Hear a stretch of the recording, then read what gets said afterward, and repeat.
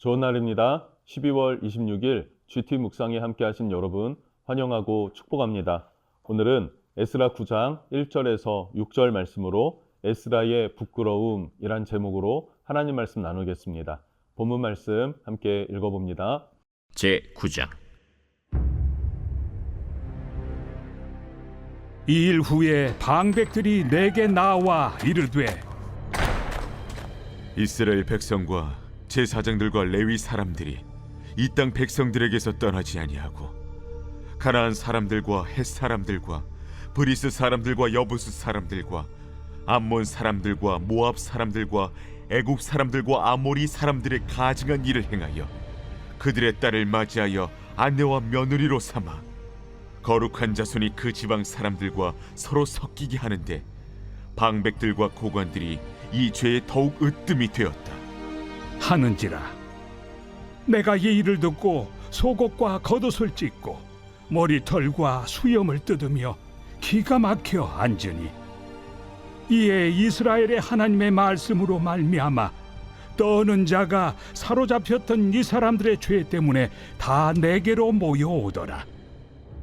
내가 저녁 제사 드릴 때까지 기가 막혀 앉았더니 저녁 제사를 드릴 때에 내가 근심 중에 일어나서 속옷과 겉옷을 찢은 채 무릎을 꿇고 나의 하나님 여호와를 향하여 손을 들고 말하기를, 나의 하나님이여, 내가 부끄럽고 낯이 뜨거워서 감히 나의 하나님을 향하여 얼굴을 들지 못하오니, 이는 우리 죄악이 많아 정수리에 넘치고 우리 허물이 커서 하늘에 미침이니이다.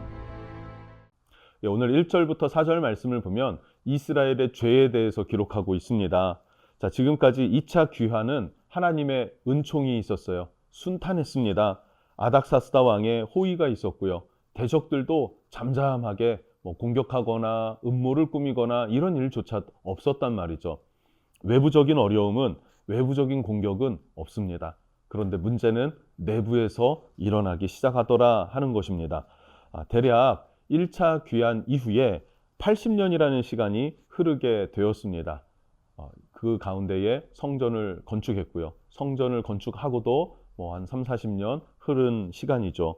그러다 보니까 리더 중 몇 사람이 에스라를 찾아와요. 그리고 이스라엘이 이런 문제점이 있습니다 라고 하면서 보고합니다. 그 내용은 뭐냐면 이방인과 통혼합니다 하는 거예요. 이방인과 통혼합니다. 가나안 사람, 헷 사람, 브리스 사람, 여부스 사람, 이 사람들은 가나안에 원래 거주했던 7 부족 중에 4개의 부족이 여전히 살아남았던 것이고요. 또 모압, 애굽, 아모리 사람, 이들까지도 그 가운데 함께 거주했었는데 이들과 통혼하면서 그들의 가증함을 따라가더라라는 것입니다. 통혼이라는 것은요, 그냥 이방인과의 결혼, 단순한 결혼이라면 하나님이 허락하셨을 것입니다. 그런데 왜 통혼하지 말라라고 명하셨습니까? 이방인과 결혼한다라는 것은 그냥 함께 새로운 가정을 꾸려서 하나님 안에서 축복받고 자녀를 낳고 그렇게 살아간다는 의미가 아니기 때문에 결혼은 그의 신, 그들이 섬기는 신들조차도 받아들여야만 하는, 그러면 한 가정 안에 하나님과 이방신이 겸하여 섬기게 되는 것, 그것은 바로 하나님의 첫 번째 계명, 두 번째 계명 다 어기게 되는 것이죠.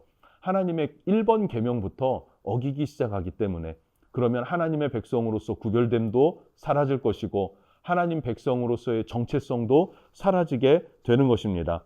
그러나 문제는 이 통혼 문제가 제사장, 레위인뿐만 아니라 정치 지도자들까지도 포함되어서 이들이 너무나 적극적으로 참여하고 있었다라는 것이 문제라는 것입니다.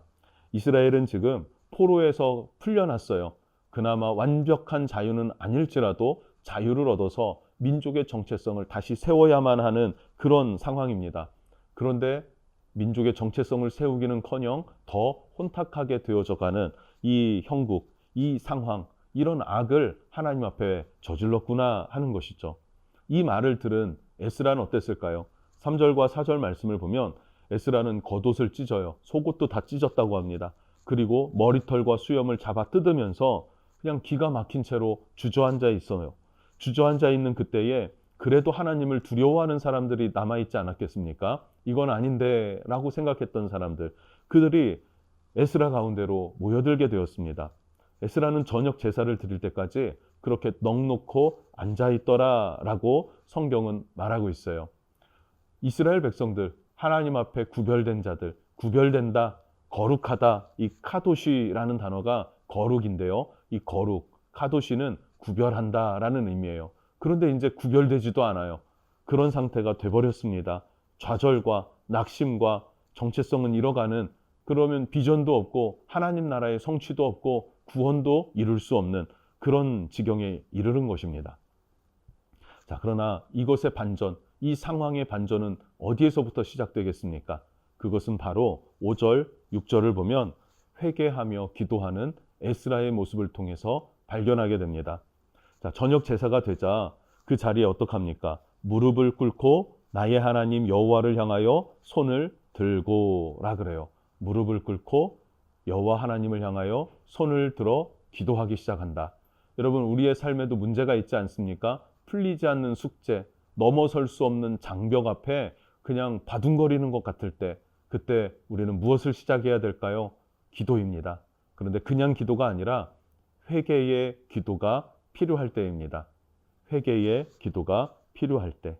자, 어떻게 회개하는가? 6절을 보면 말하기를 나의 하나님이여 내가 부끄럽고 낯이 뜨거워서 감히 나의 하나님을 향하여 얼굴을 들지 못하오니 이는 우리 죄악이 많아 정수리에 넘치고 우리 허물이 커서 하늘에 미침이니이다. 아멘. 지금 이 이스라엘의 죄악과 수치가 자신의 수치와 자신의 죄악처럼 느껴지는 거예요. 그리고 하나님 앞에 무릎 꿇고 두 손을 들고 회개하며 나아갑니다. 그런데 여기에 또 고백하기를 우리 죄악이 많아라고 그럽니다. 우리라는 단어를 써요. 우리 죄악. 자, 6절에서 15절까지의 내용이 회개의 기도 내용인데요. 6절에서 15절 이 내용 가운데 우리라는 표현을 28번 사용하게 됩니다. 무슨 말입니까? 이스라엘의 죄를 나의 죄로 인식했다라는 거예요. 이것은 리더의 덕목이다라고 흔히들 말하고 있습니다.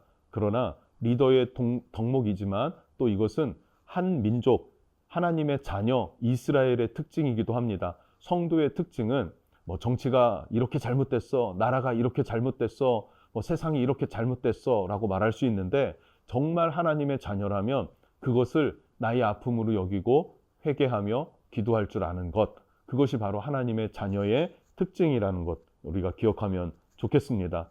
그렇다고 해서 에스라가 모든 죄를 나의 죄로 여기는 것은 당연히 아니겠죠. 상대방의 죄는 저들의 죄라고 고백을 합니다. 대조적이죠. 우리 죄라고 표현한 것은 이스라엘의 죄를 말하는 것이고 그 외적인 죄들은 저들의 죄라고 선을 긋습니다. 모든 죄를 에스라가 다 떠안는 그런 상황은 아니기 때문에 그래요. 이 회개가 왜 중요한지 아십니까? 절망과 낙심 가운데 다시 일어날 힘을 얻게 되는 것, 다시 하나님의 은혜를, 은총을 회복하는 길이 회개에 있기 때문에 중요합니다. 이사야 66장 2절 말씀을 보면요. 나 여호와가 말하노라. 내 손이 이 모든 것을 지었으므로 그들이 생겼느니라. 물은 마음이 가난하고 심령에 통회하며 내 말을 듣고 떠는 자, 그 사람은 내가 돌보려니와. 아멘. 진정으로 회개하고 하나님 앞에 두려워하는 사람, 에스라가 굉장히 부끄러워하지 않습니까? 내가 부끄럽고 낯이 뜨거워 감히 하나님을 향해 얼굴을 들지 못합니다. 왜냐하면 우리 죄악이 많아 정수리에 차고 넘쳐서 하나님 앞에 너무나 수치스럽고 부끄럽습니다 라고 고백하잖아요. 이렇게 통회하는 사람, 심령으로 통회하며 고백하며 회개하는 사람, 하나님 뭐라고요? 내가 돌보겠다. 내가 고치겠다. 내가 회복시키겠다. 반전시키겠다. 하나님께서는 우리를 새롭게 하십니다. 그런데 그 새롭게 하는 그 출발점에는 회개가 있더라. 죄를 인정하고 그 죄로 인하여서 씨름하는 회개가 있음을 우리는 기억했으면 좋겠어요. 그러면 우리는 어떨까요? 우리가 다시 한번 나 자신을 돌아보고 회개하며 주님 앞에 머물고 기도하며 나아갈 때 하나님의 은혜가 다시 내 삶에 임하게 될 것입니다. 성령의 기름 부음이 다시 우리의 삶에 한 방울씩 한 방울씩 떨어지게 될 것입니다. 이 은혜가, 이런 회복이 우리 가운데, 우리 대한민국 가운데 일어나기를 원합니다. 기도하겠습니다. 하나님 감사합니다. 우리가 오늘 에스라의 말씀을 통하여서 우리가 어떻게 회복하고 어떻게 일어설 수 있는지 말씀해 주시니 감사합니다. 하나님, 에스라는 절망과 낙심 가운데 자포자기하고 주저앉게 되었습니다. 넋이 나간 상태가 되었습니다. 그러나 다시 일어나고 다시 하나님의 돌봄과 은혜를 힘입기에 하나님 일어서는 그 과정, 그 중심에는, 그 반환점에는 회개가 있었음을 기억하게 해주십시오. 나의 죄가 아닐지라도 내 공동체의 죄악, 또 이 나라 이 민족의 죄악이 나의 죄로 인식되어지고 주님 앞에 부끄러움으로 회개할 수 있을 때 하나님의 은혜가 우리 심령에 임하고 또 우리는 다시 하나님 앞에 서서 하나님의 영광을 구할 수 있게 되는 줄로 믿습니다. 그런 은혜와 긍휼을 우리에게 허락하시고 충만하게 다스려 주시옵소서. 예수님의 이름으로 기도합니다. 아멘.